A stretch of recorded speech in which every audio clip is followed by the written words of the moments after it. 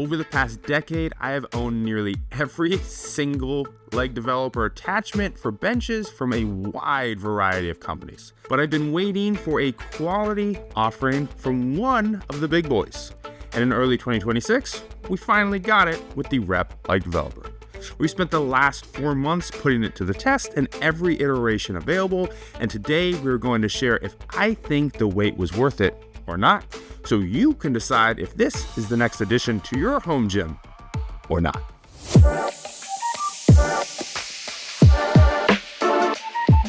What's up everyone, Joe Gray here today to talk about the REP leg developer. REP has been the king of home gym benches for a while now, but their benches have always been fairly boring in the attachment department, which was why we never actually owned one until we received the Nighthawk in anticipation of their announced leg developer, which showed up in our gym in February of this year. Quick housekeeping items for you. REP sent us the Nighthawk bench and the leg developer for free for sake of review. If you decide after watching this video to snag either of these, the links in the description are affiliate links, which will give me a small kickback and cost you nothing, helping me to keep making videos just like this one and do my thing throughout the home gym community. Obviously, my hope is that none of that impacts my judgment and feedback here today, but keep all of that in mind as we go. I appreciate your support. Let's dig in. The REP leg developer is compatible with the AB5000, Blackwing, and Nighthawk from REP. If you own a different REP bench, no luck. And if you own a different bench from someone else, no luck either.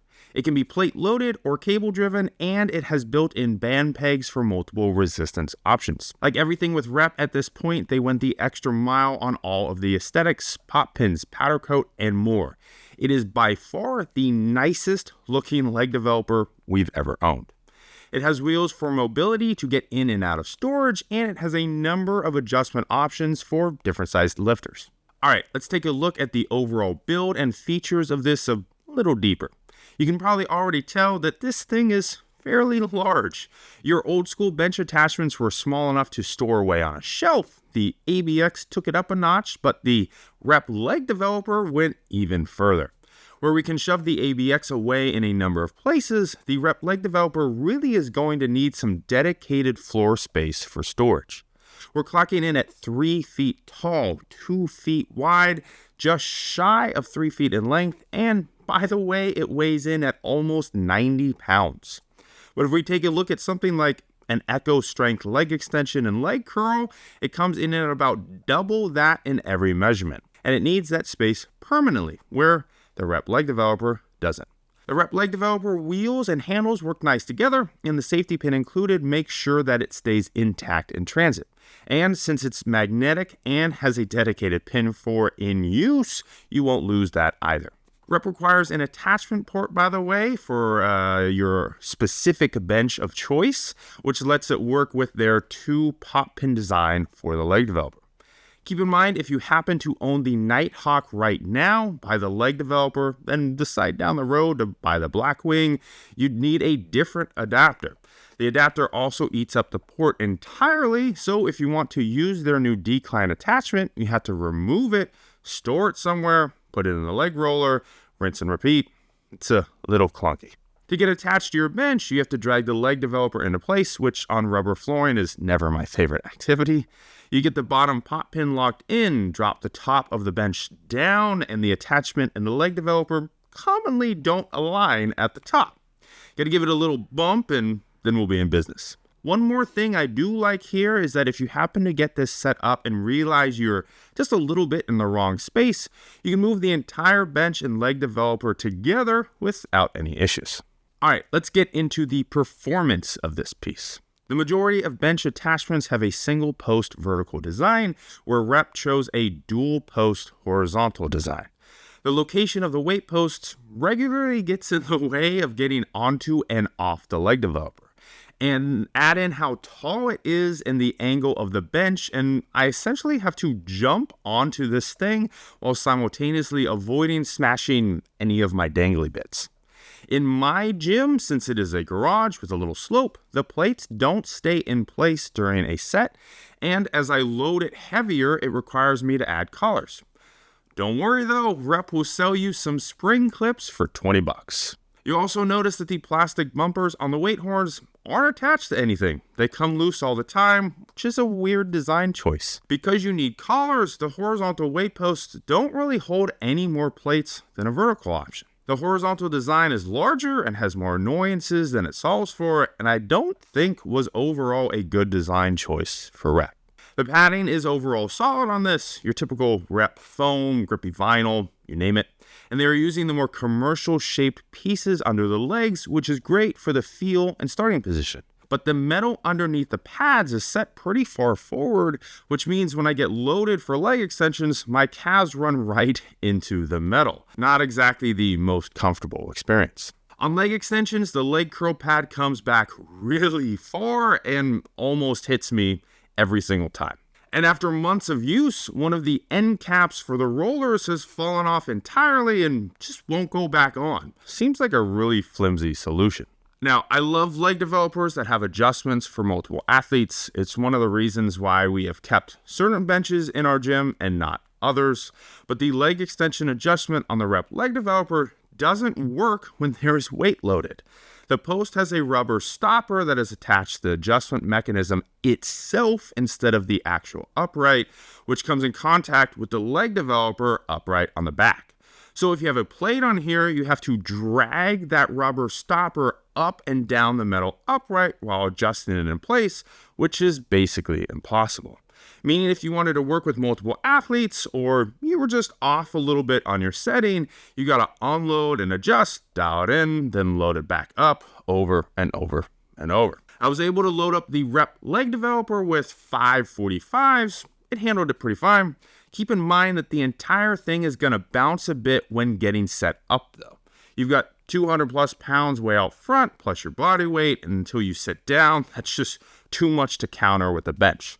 The ABX, by the way, does this too, but both settle down almost entirely once you get set in place for your actual set. The resistance profile of the REP leg developer is interesting.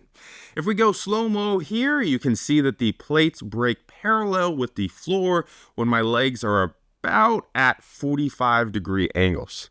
The remaining range of motion has the plates coming backwards in an arc. So we have a resistance profile like a bell curve, where it is easier at the beginning, progresses to harder in the middle, and then gets easier again at the top. Compare that to the ABX, where we are almost at full extension before the plates start to break parallel, which in my experience feels a lot smoother.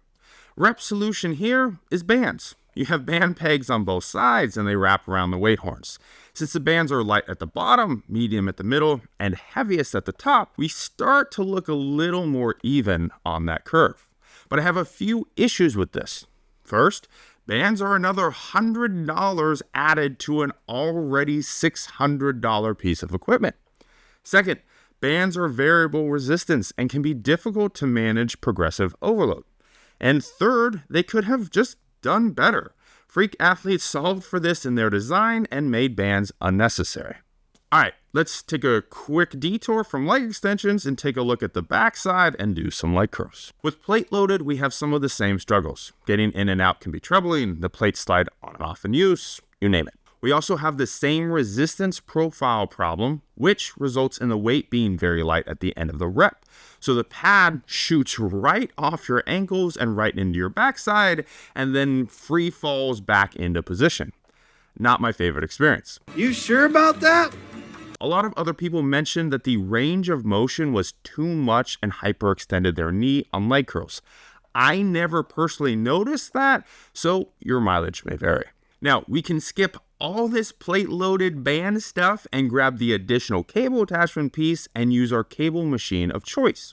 The attachment comes with the needed pulleys and cable to route through and attach to your machine, and you can quickly disconnect the cable from the leg developer if you wanted to use the plate-loaded, sometimes, some weeks, some days, mix match, you name it. The good news here is we are no longer playing with gravity, so that resistance profile flattens out quite a bit and feels a lot smoother. If you happen to have a VOLTRA, you can manipulate that profile with all the fancy stuff to match whatever feel or focus you want. As a frame of reference, by the way, my VOLTRA settings of choice are currently a 50% inverse chain and 25% eccentric overload, which means it'll be the heaviest in the starting position and then get lighter at the top with a little extra on the way back down, which, if you remember, is essentially the opposite of the plate-loaded and banded resistance profile. I mentioned the size of this piece earlier, and this is a big sticking point for adding cables to these units. They eat up a lot of space. You need the length of the clean cable from the leg developer itself, and the bench all lined up. You can see that I'm basically out of room in my gym. So make sure to measure your space before going this route. Overall, this piece gets drastically better with the cable function, but it is an extra expense on top of an already expensive attachment.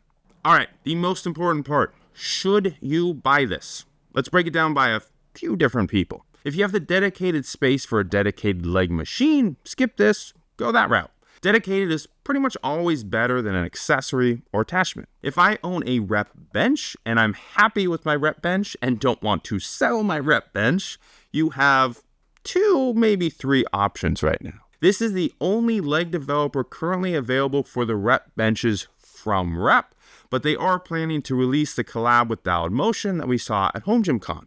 The last update said end of 2026 or early 2027, so depending on when you watch this, look for that one too. The key differences though are the Dialed Motion piece is going to be smaller, store away easier, have a lot of customization around the angles and setup, have additional exercises like seated leg curls, potentially preacher curls, and other movements, but it is likely going to cost north of $1,000, and it is only cable driven, meaning you have no options for plates. While I think the Rep leg developer is far from perfect, as we've covered here today, probably not worth $600. If that $1,000 Dialed Motion offering is not checking your boxes, you only have one other option, and it's outside of Rep, which is to look at companies like Bolt Fitness and try and get a third-party piece that works. If you don't own a bench at all and are considering which ecosystem to buy into, last year we owned half a dozen of the best benches that take attachments, and the Freak Athlete ABX came out on top. Rep's benches and leg developer are prettier and more well refined with a lot of the nuances of welds and recessed nuts and bolts, but the ABX and its attachments perform better and have a lot of additional functionality that Rep's does not. I don't hate the Rep leg developer, but I'm also not blown away by it either. I think they took the easy route on the plate load functionality, and there are a bunch of little things that add up that really ruin the experience. I actually asked my contacts if I had received a pre-release version when I first got this because the packaging was just nowhere near what I've seen with every other Rep product I've owned. If Rep had released this 2 or 3 years ago, it would have stood on a mountaintop by itself as the clear front runner. But today, with other options on the market and more coming down the pipeline, sitting at $600 plus attachments and bands, it just feels like they missed the mark. It isn't horrible, it just isn't what I expect from Rep. All right, friends, that is the Rep leg extension and leg curl bench attachment review. What do you think? Do you own a Rep bench and plan to snag this? Are you waiting for that Dialed Motion piece? Or maybe you're going in an entirely different direction? Drop it in the comments below. You want to see my thoughts on the Freak Athlete ABX, the bench that we use most often? And by the way, the reason why you didn't see anybody else testing the Rep leg developer was because I could not convince any of the other athletes in my space to use it over the ABX offering. So you can check that video out right here. And if you want to make sure you don't miss anything I'm working on, behind the scenes details, exclusive training tips from coaches and lifters, first thoughts on new product sales, and more, sign up for my newsletter. If you liked the video, hit that thumbs up, subscribe if you haven't already. I'll be back with more home gym awesomeness for all of you very soon.